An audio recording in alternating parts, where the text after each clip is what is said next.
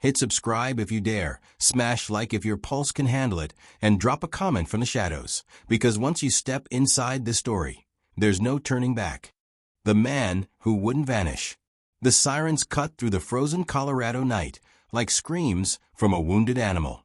Red and blue lights bounced off the canyon walls as state troopers tore down Highway 50, engines screaming, tires clawing at black ice. Up ahead, a matte black SUV fishtailed, clipped a guardrail, then straightened, refusing to die. Inside the SUV was a man the world would soon know as the architect. No one knew his real name yet. Not the cops gripping their steering wheels. Not the dispatcher shouting into headsets. Not even the terrified accomplice in the passenger seat, blood streaking down his face, whispering, "You promised we'd be ghosts." The driver didn't look back. His eyes were calm, calculating, as if he had already accepted the ending of this road. Moments earlier, 3 bodies had been found in a burned-out warehouse on the outskirts of Pueblo. No witnesses. No alarms. Just a symbol spray painted on the wall in black, a crude crown over a maze. The calling card of a criminal network that, until tonight, authorities believed was nothing more than an online myth. Then the SUV slammed into a spike strip. Rubber exploded. Metal screamed. The vehicle spun, rolled once, and came to rest in a cloud of steam and smoke. By the time officers reached it, the passenger was dead. The driver was crawling out, bleeding, but alive. He raised his hands slowly and smiled. "You're too late," he said. "It's already built." That was the night the legend began. Special Agent Mara Klein arrived before dawn. She had the look of someone who had slept in her clothes and forgotten what normal life felt like. Sharp eyes, tight jaw, coffee clutched like a lifeline. Counterterrorism was her world, and this case set off every alarm in her head. The warehouse victims weren't random. All 3 were former engineers tied to a defense contractor. Their computers were gone, their phones smashed. And that Crown MA symbol? It matched encrypted chatter the FBI had been tracking for months. Whispers about a shadow network recruiting hackers, chemists, logistics experts. People who could build something big, something catastrophic. The man pulled from the wreckage gave his name as Elias Vorn. No record. No fingerprints. No DNA hits. But when agents searched his motel room, they found notebooks filled with diagrams, prison layouts, guard rotations, communication routes. And in bold letters on the first page, "You don't escape the system. You redesign it." Elias Vorn didn't deny the murders. He didn't confess either. He simply said, "You can't stop what you can't see." Within 48 hours, the story broke across every major outlet. A mysterious mastermind. A secret network. The possibility of an attack no one could define. And then came the order from Washington. Vorn wasn't going to a normal prison. He was being sent to ADX Florence, the federal supermax buried in the Rockies, where the worst of the worst disappeared into concrete and silence. But not just anywhere inside it. He was going to Range 13, a place so secret most guards denied it existed. The transport was a spectacle of force. Black helicopters thumped overhead. Armored vehicles rolled through mountain passes. Vorn sat shackled, wrapped in chains, eyes forward, as if he were being taken not to a cage, but to a throne. Agent Klein rode in the lead vehicle, watching him through a narrow slit of bulletproof glass. She expected rage, fear, anything. Instead, he looked pleased. When they reached the gates, the steel doors swallowed him whole. ADX Florence was a fortress of pale concrete and razor wire, isolated, silent. Designed to break men by removing everything that made them human. No contact. No noise. No movement without permission. Inmates spent 23 hours a day alone in cells the size of a bathroom. But Range 13 was different. Range 13 was beneath the prison. No windows. No clocks. No official maps. Only rumors that it housed inmates considered too dangerous even for supermax. Men whose names were never spoken, whose existence was erased. As Vorn was escorted down a long, narrow corridor, past doors that looked like vaults, a guard muttered under his breath, "This is where they bury monsters." Vaughan turned his head just enough to meet his eyes. Or where monsters finish their work. Days turned into weeks. The investigation outside exploded.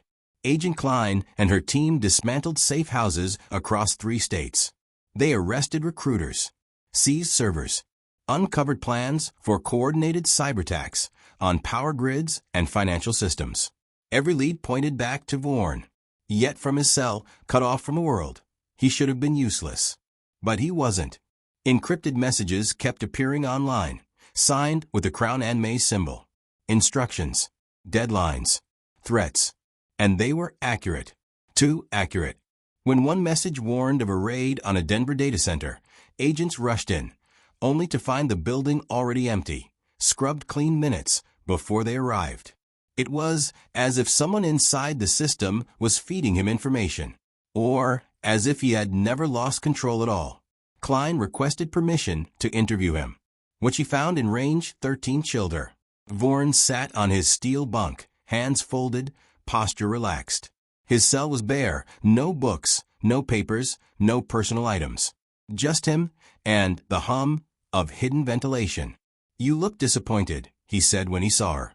"You're supposed to be isolated," Klein replied. "No contact. No influence. Yet your people are still moving." He smiled faintly. "People like to believe walls are the end of things." "You killed 3 men," she said. "Why?" "They built systems that kept others invisible," Vaughan said calmly. "I offered them a choice. They refused."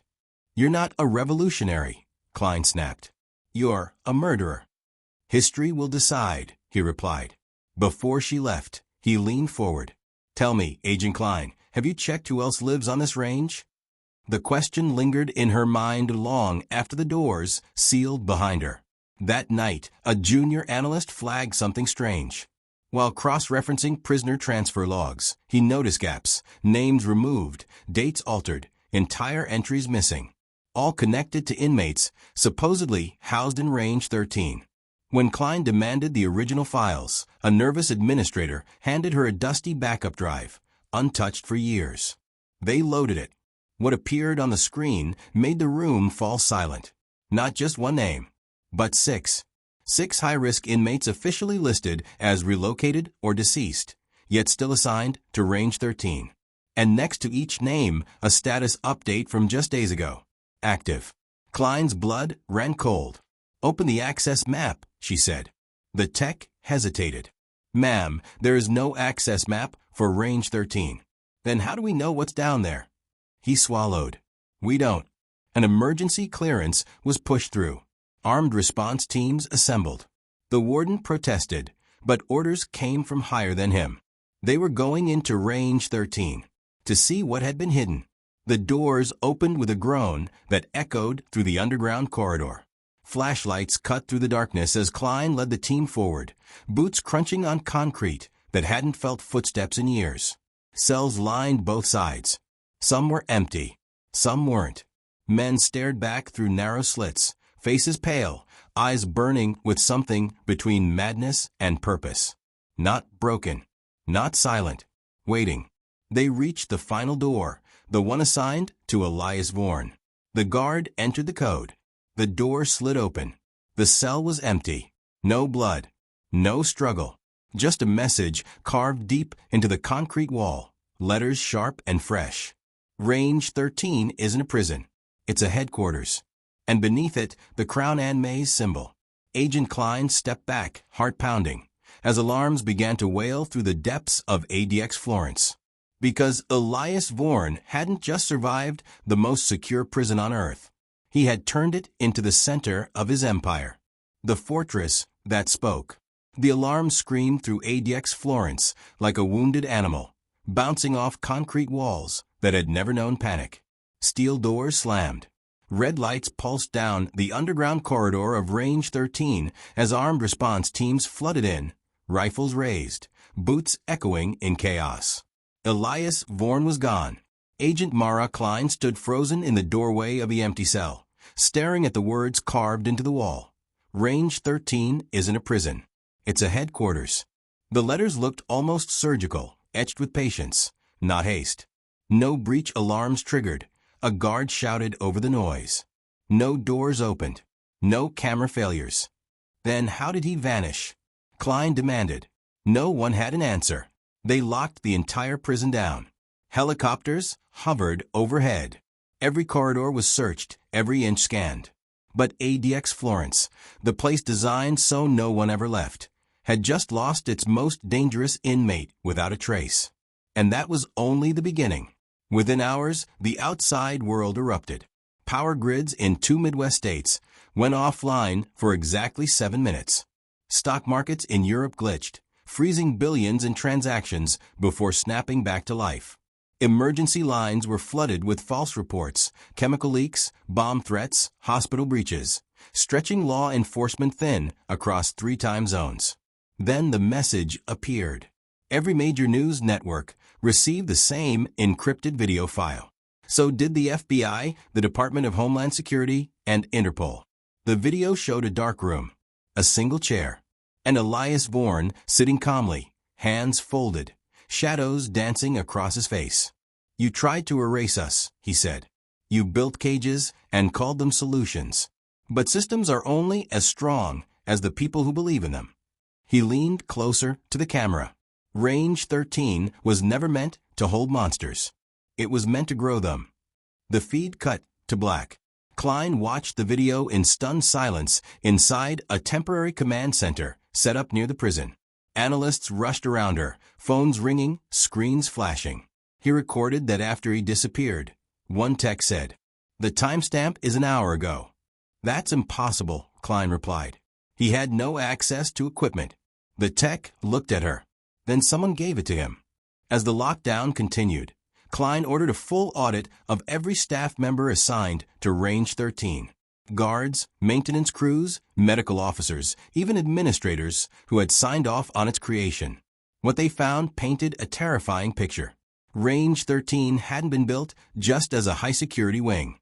It had been quietly modified over the years. Extra fiber optic lines routed through maintenance shafts. Power backups installed beyond standard protocol. A medical bay upgraded with equipment far beyond what was needed for inmate care. It wasn't just a cell block. It was infrastructure. And buried deep in classified memos, Klein found the name of the man who had authorized many of those changes. Warden Paul Hargreave. He had run ADX Florence for over a decade. Decorated, trusted, invisible. They brought him in for questioning. Hargreave sat stiffly at the table, gray hair perfectly combed, eyes red with exhaustion. "You're accusing me of treason," he said, voice shaking. "I've given my life to this place." "You gave it to something else," Klein replied, sliding a file across the table. "You approved unauthorized upgrades. You rerouted resources. You signed off on ghost inmates." Hargreave stared at the papers, hands trembling. "You don't understand," he whispered. "They came to me years ago. Not Vorn. Others. Men who said they were part of a contingency program. That Range 13 was necessary for national stability." "Who are they?" Klein pressed. He shook his head. "They never use names. Only the symbol, the crown, and the maze." Klein felt a chill crawl up her spine. "And you believe them?" "I was told these inmates were too dangerous to exist in the public system," Hargreave said. "That they could still serve a purpose. They promised oversight, control." "Did you ever see that oversight?" His silence was answer enough. Before the interrogation could continue, alarms blared again. Not in the prison. In the town below. A fuel depot just outside Florence erupted in flames, a towering inferno lighting up the night sky. Evacuations were ordered.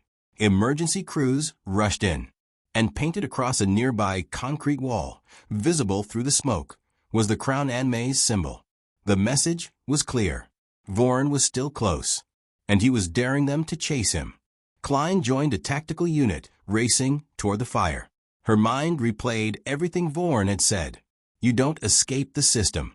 You redesign it." They found no trace of him at the depot. Just surveillance footage of masked figures planting charges with military precision, moving like they had rehearsed this 1,000 times. One of the figures looked straight into the camera before the explosion. He wore a prison jumpsuit. with a bold black 13 stenciled on the back. Back at command, analysts pieced together the truth. Range 13 hadn't just held Elias Vorn. It had been a recruitment ground. The inmates sent there weren't meant to be broken. They were selected masterminds, extremists, engineers of chaos, isolated from the world, then slowly connected to each other through controlled channels. Given a shared enemy, a shared ideology, a brotherhood forged in concrete, and Elias Vorn had risen as their leader. He didn't escape, Klein said quietly to her team. He was released. By who? Someone asked. She looked at Hargreaves' file. By the people who built this place to begin with. Late that night, as snow began to fall over the Rockies, Klein received a message on a secure line. It bypassed every firewall. Just a set of coordinates. And a single line of text. Come alone if you want answers. Against orders, against every protocol she had sworn to follow, Klein grabbed her jacket and drove. The coordinates led her to an abandoned mining facility carved into the mountainside, miles from any road. The entrance gaped like a wound in the rock. Inside, the air was cold and damp. Her footsteps echoed as she moved deeper, gun raised. Then she heard his voice. You're braver than I thought, Agent Klein. Elias Vorn stepped out of the shadows, unarmed, wearing a dark coat instead of prison gray. He looked thinner, but his eyes burned brighter than ever. This ends now, she said. You're surrounded. He smiled. No, this is where it begins. He gestured to the darkness behind him. Lights flickered on, revealing rows of people, men and women, some in prison uniforms, others in civilian clothes. Dozens of them. Engineers. Hackers. Former inmates. All watching her. This is what Range 13 built, Vorn said softly. Not a prison. A movement. Klein's finger tightened on the trigger. You think this makes you a legend? I already am, he replied. But legends don't hide forever. They challenge the world to stop them. Suddenly, a screen behind him lit up, showing a live feed. It was the command center near ADX Florence. Her team. Under attack. Explosions rocked the room. Gunfire filled the feed. The screen went dark. Klein gasped. What did you do? Vorn's smile faded for the first time. I warned you, he said. Never assume the fortress is yours. Before she could react, lights cut out. Smoke filled the chamber. Shouts echoed as chaos erupted. When the smoke cleared, Elias Vorn was gone. Again. And Agent Mara Klein was left standing in the dark, realizing the truth too late. This was no longer an investigation. It was a war. And somewhere, deep in the shadows of that war, Elias Vorn was building towards something far bigger than anyone had imagined. The legend behind the walls. Snow fell heavier over the Rockies as dawn broke, dusting the mountains in white, while smoke still rose from the ruins of the command center near ADX Florence. Emergency sirens wailed in the distance. Medics rushed through shattered glass and twisted metal, pulling survivors from the wreckage. Agent Mara Klein stood outside, face streaked with soot and blood that wasn't all hers, staring at what remained of her team's headquarters. The attack had been precise, surgical, not meant to annihilate, meant to send a message. Elias Vorn could reach anywhere. They counted the cost. 2 agents dead, several wounded, servers destroyed, evidence burned. And with it, months of intelligence gone in minutes. Klein felt the weight of it settle in her chest. This wasn't just about stopping a criminal anymore. This was personal. In the aftermath, Washington wanted to bury the story. Classify everything. Shut down media leaks. Call the warehouse murders and prison breach isolated incidents. But Klein refused. She rebuilt her task force from whoever would stand with her. Cyber specialists from the NSA, counterterror operatives, a hardened U.S. Marshal named Tom Reyes, who had hunted fugitives for 20 years and never lost one. Men like Vorn don't disappear, Reyes said, loading his rifle. They perform. The team dug through the ashes of the command center and recovered one surviving hard drive, scorched but readable.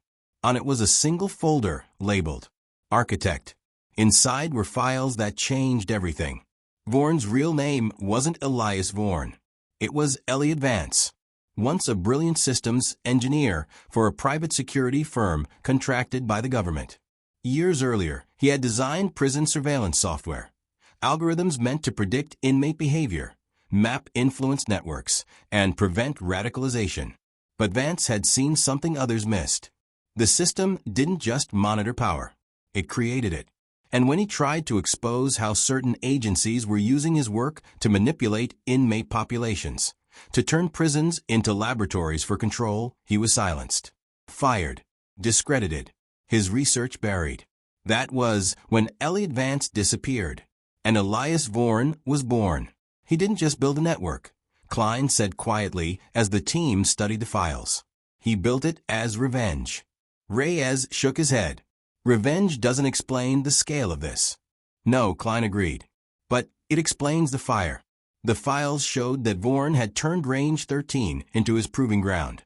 The most dangerous inmates, kingpins, ideologues, tacticians, were isolated from the world, then slowly reconnected under his design. He fed them philosophy, purpose, and a vision of a world run not by governments, but by invisible systems controlled from the shadows. He gave them something prisons usually took away, meaning. Some resisted, others broke, and a few became his lieutenants.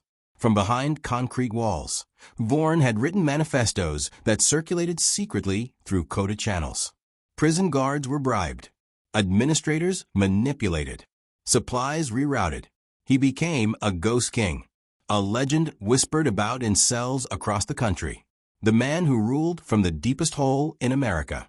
Even after being locked away, his influence only grew. Just like the gangster leaders of the past who turned prison into a throne, Vorn had transformed isolation into power. But now he was out, and he was ready to show the world what his legend could do. 3 days later, the next move came.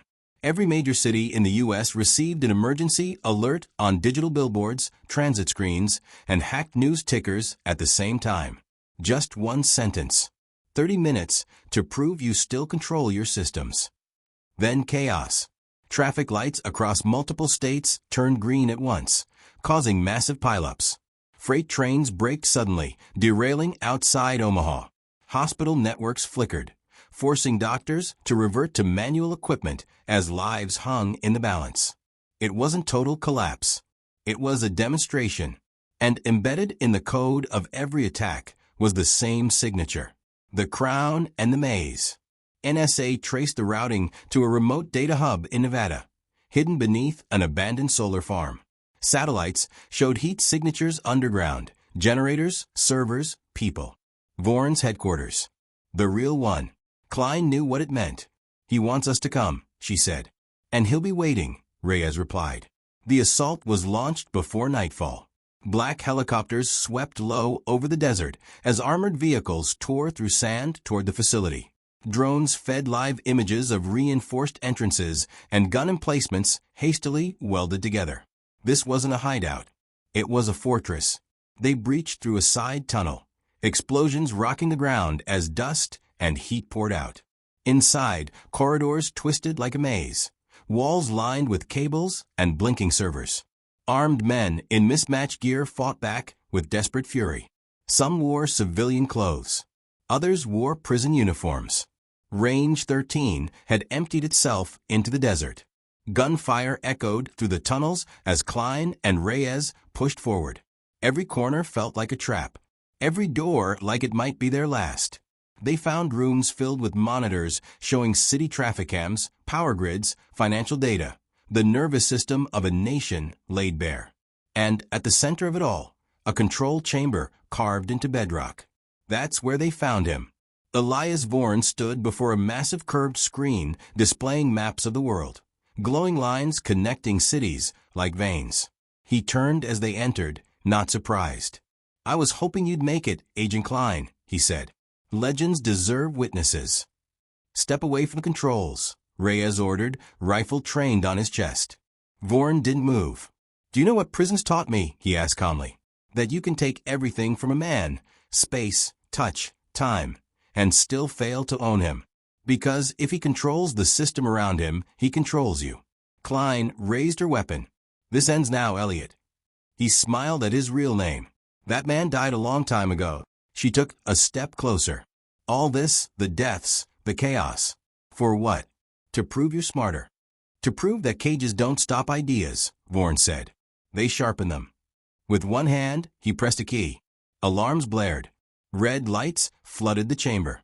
On the screen, a countdown appeared. 5 o'clock. Reyes swore. What did you do? I released everything, Vaughan said. Every exploit. Every backdoor. When that hits 0, the world gets my gift. Total exposure. No more illusions of control. Klein fired, the bullet grazing his shoulder, spinning him back. He stumbled, blood staining his coat, but he laughed through the pain. You can't kill an idea, he said. Reyes rushed him, tackling him to the ground.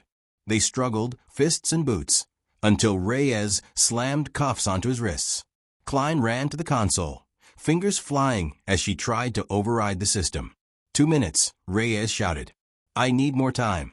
Vaughan, pinned to the floor, looked up at her. You won't stop at all. Even if you shut this down, fragments are already out there. That's the beauty of systems. Klein's hand shook, but she kept typing, tracing code paths, isolating nodes, ripping out connections. At 017, she slammed the final command.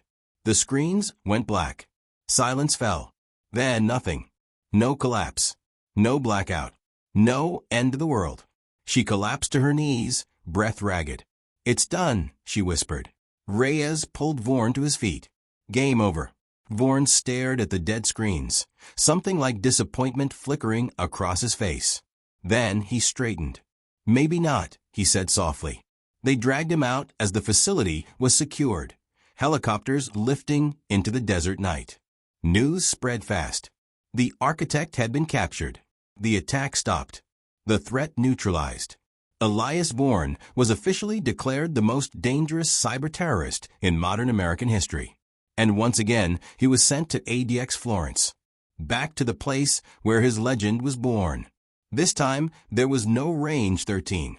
It was sealed with concrete and steel, erased from maps, denied in records. Vaughan was placed in a standard supermax cell under 24-hour surveillance, no contact, no privileges. The system, at last, had its prisoner. For months, the world breathed easier. Then one morning, 3 months later, Agent Klein received a classified alert. A regional power station in Oregon had gone offline for 6 minutes, just like before, and painted on a nearby service door in black spray paint was a familiar symbol, a crown, over a maze. Klein closed her eyes, dread pooling in her chest. They rushed to ADX Florence and checked Vaughan's cell. He was still there, sitting on his bunk, hands folded, calm. Looks like your people are busy again, Klein said through the glass. Vaughan lifted his eyes to meet hers and smiled. I told you, he said. You can't kill an idea. She turned away, heart pounding, as the truth hit her harder than any bullet ever could. They had caught the man, but the legend behind the walls was still alive. If you think this story was intense, you're not ready for the next one.